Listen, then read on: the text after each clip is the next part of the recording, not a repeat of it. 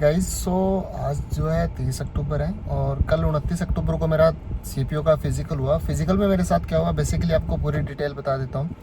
कल 28 को मैं जयपुर से निकला, तो जयपुर से निकलने के बाद मैं सुबह थोड़ा सा लेट हो गया था। तो एग्ज़ाम सेंटर पर, फिज़िकल सेंटर पर मैं 5 मिनट लेट पहुँचा, लेकिन फिर भी एंट्री हो गई थी और 4-5 स्टूडेंट्स और थे जिनकी अभी एंट्री होना बाकी था। तो हम सभी को एक साथ लेके एग्ज़ाम अंदर फिज़िकल के लिए, उसके बाद हमें बाहर बिठा दिया, मतलब ग्राउंड पर नहीं लेके गए, ग्राउंड से पहले हमें बिठा दिया। ग्राउंड पे ले जाने से पहले एक आर्मी पर्सन हमें मिले। हमने उनसे पूछा कि सर कितना टाइम लगेगा अंदर ले जाने के लिए, तो उन्होंने बोला कि 10-15 मिनट में आपको ले जाएंगे, और नो डाउटली 5 मिनट के अंदर ही हमें ले गए थे।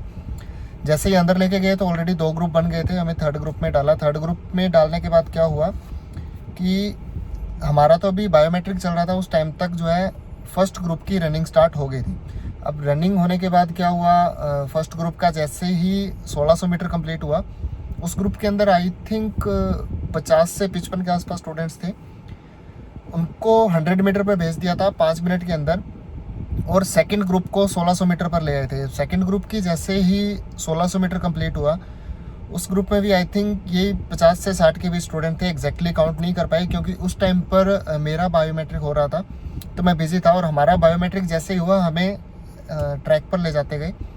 तो हमारा बायोमेट्रिक के बाद हमारे ग्रुप में थे शायद 65 के आसपास कुछ स्टूडेंट थे, क्योंकि थर्ड ग्रुप था। उन्होंने सोचा कि मैक्सिमम जितने भी हो ऑलमोस्ट हमको उसी ग्रुप में निकालना था। अब उन 65 स्टूडेंट्स का फिजिकल रनिंग स्टार्ट हुई, तो ये टाइम था लगभग 7:30 के आसपास हमारी रनिंग स्टार्ट हो गई थी। तो रनिंग के बाद क्या हुआ, बिल्कुल 30 स्टूडेंट शायद थे, 30 से 31 स्टूडेंट्स जो हम लोग क्लियर कर गए थे रनिंग। उसके बाद 5 मिनट के अंदर ही हमारा 100 मीटर करवा दिया, बिल्कुल टाइम नहीं दिया। और बेसिकली क्या हुआ है कि मैंने 10-12 स्टूडेंट्स से बात की, उन सभी ने तैयारी कितनी की है, अभी मुश्किल से 20-22 दिन तैयारी की है। और उसके बाद 1600 मीटर किया और हैंड टू हैंड हमारा 100 मीटर हो रहा था। लेकिन आपको पता होगा सीपीओ का 100 मीटर है, काफ़ी इजीली हो जाता है, कोई भी डिस्क्वालीफाई नहीं हुआ। हम 30-31 स्टूडेंट्स थे, सभी ने उसको क्लियर कर लिया। अब जैसे ही हमारा 100 मीटर कंप्लीट हुआ, उसके बाद हमें ले गए नेक्स्ट इवेंट के लिए, जो था हमारा लॉन्ग जंप। तो लॉन्ग जंप पे जैसे ही लेके गए, हम लोग काफ़ी ज़्यादा वो थे कि यार बहुत ज़्यादा थक गए थे, सभी के सभी थक गए थे, लेकिन फिर भी मतलब कैसे करके हो गया।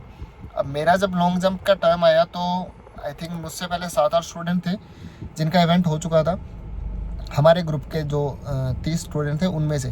तो उन 7-8 के बाद मैं गया तो मेरा भी हो गया, पहली बार फाउल हो गया था। सेकंड ट्राई किया तो मेरा लॉन्ग जंप हो गया बिल्कुल क्लियर, और हमें hand to hand high jump के लिए भेजते गए। मतलब पूरा सब कुछ इतना फास्ट हो रहा था, समझ ही नहीं आ रहा था क्या करें। ये ऑलमोस्ट सारा का सारा सीन जो है, ये 20 मिनट के अंदर का सीन बता रहा हूँ मैं आपको कि 20 मिनट के अंदर क्या हुआ। हाई जंप पर लेके गए तो अब वही मुझसे पहले आई थिंक कोई 5 या 6 स्टूडेंट थे, 7 मुझसे पहले निकल गए थे लॉन्ग जंप में, और उनमें से एक डिस्क्वालीफाई हुआ था जिसका नहीं हुआ। बाकी सब लोग, हम लोग जो थे हाई जंप के लिए चले गए थे। तो हाई जंप में हमें क्या किया, मुझसे पहले 6 स्टूडेंट्स थे, उन्होंने जंप कर लिया। तो उनके जंप करने के बाद क्या हुआ, जब मेरी बारी आई तो मेरा भी जंप बिल्कुल सही गया, लेकिन एक आर्मी पर्सन ने ये बोल दिया कि यार इसका शूज टच हुआ है पोल के ऊपर, वो जो डंडा लगाया होता है उसके ऊपर शूज टच हुआ है। तो उन्होंने बोला कि सर आप फिर से करो, मतलब सर तो नहीं बोला ऑब्वियसली, लेकिन उन्होंने बोला कि आप फिर से करो। तो अब मेरे को ऐसा था कि यार टच नहीं हुआ, फिर भी अब कुछ कर नहीं सकते थे, वहाँ पे दोबारा करना पड़ा मेरे को। अब जैसे ही मैं दोबारा करने गया तो दोबारा तो ऐसा हुआ कि मैं खुद डर गया था। एक्चुअली क्या थी, तैयारी थी नहीं, फिजिकल की तैयारी की नहीं, अभी लास्ट मंथ तक सीजीएल की तैयारी कर रहे थे, उसके बाद आंसर की आई उसकी सीजीएल की, उसके बाद जैसे ही इसका रिजल्ट आया तो फिजिकल की तैयारी की। इनिशियली इतना बूस्ट अप कर नहीं सकते क्योंकि एक क्या पूरा स्केड्यूल बना होता है स्टडी के अकॉर्डिंग। अब उसको, अब बॉडी को हम उतना रेस्ट पर होते हैं कि उस टाइम प्रॉपर स्टडी कर रहे होते हैं, तो नहीं कर पाए। उसके बाद जैसे तैसे करके सेकंड ट्राई किया तो उस टाइम मुझे पता चल गया कि मेरा खुद का शूज़ टच हो गया, और मैं थोड़ा सा स्लिप भी हो गया था सेकंड टाइम में।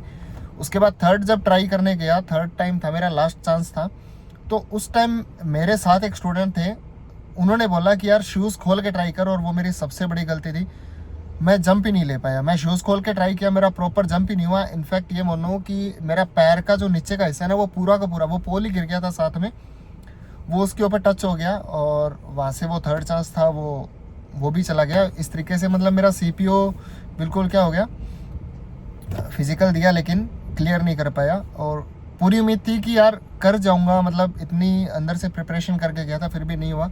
चलो कोई बात नहीं, लेकिन अभी ज़्यादा तैयारी तो सीजीएल की है, तो सीजीएल में देखेंगे क्या होता है। लेकिन आप सभी के लिए वीडियो बनाने का ये मोटिव है कि यार प्लीज़, मैंने जो गलती की, मतलब वो शूज़ खोल के मैंने ट्राई किया, वो किसी की बात मानी, ऐसा आप कुछ मत करना। मतलब आप जिस तरीके से कर रहे हो ना, रेगुलर आपने चाहे 10 दिन प्रैक्टिस की हो, आपका फिजिकल निकल जाएगा, इतना मुश्किल नहीं होता है। 1600 मीटर मेरे ऐसा ही है बिल्कुल। मतलब 2-3 दिन पहले मेरी चोट भी लगी थी कमर में, लेकिन फिर भी मैं आराम से सारे इवेंट कर गया था। आप लोग ऐसी कोई गलती मत करना कि शूज़ खोल दो या नए शूज़ पहन के चले जाओ, ऐसा कुछ मत करना। आप जिस तरीके से जैसे तैयारी कर रहे थे वैसे अपना फिजिकल देना, आराम से क्लियर हो जाएगा, कोई टेंशन की बात नहीं है।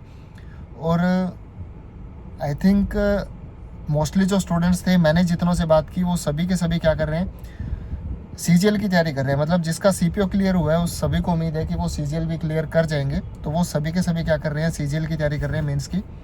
तो उसके अकॉर्डिंग भी अभी शायद कुछ दिन में, दिवाली के बाद मैं भी वीडियोस डालना स्टार्ट कर दूंगा, तो आप उनको भी चेकआउट कर सकते हो। अभी तो सोचा है कि टेस्ट सीरीज़ जो टेक्स्ट बुक है उसके टेस्ट डालूंगा। पहले कुछ डिवाइस का इशू था, अब राइटिंग पैड ले लिया है, तो उसके अकॉर्डिंग देखते हैं क्या वीडियोस डालेंगे, और होपफुली एसएससी के व्लॉग्स भी डालूंगा। तो इस चैनल को सब्सक्राइब कर लेना guys. Thank you, keep watching.